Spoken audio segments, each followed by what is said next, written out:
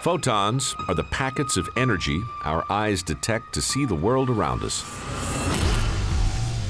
And in the bizarre world of quantum mechanics, photons are at the very heart of magnetism. Plunging down to the subatomic level, we can see how atoms are made up of a nucleus surrounded by a cloud of electrons. Think about the structure of an atom. There's a positive charge to the nucleus, and then the electrons have a negative charge. These two attract each other.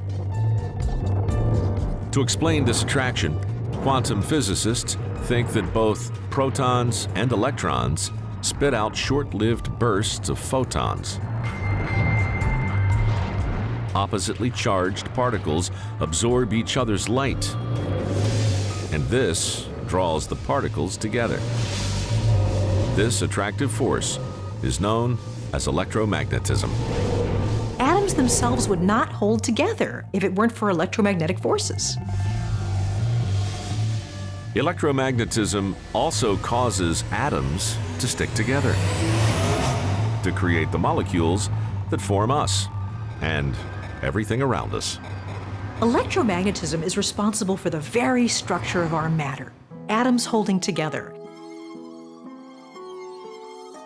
Molecular bonds in our bodies, those are bound together by electromagnetic interactions, and therefore they're bound together by light.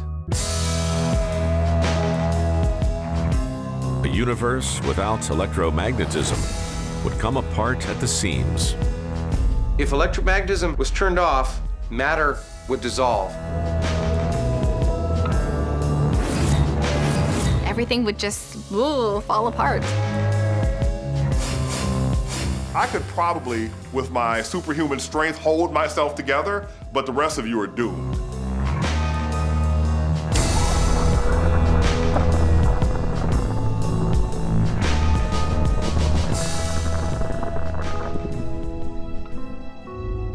Electromagnetism not only holds everything together,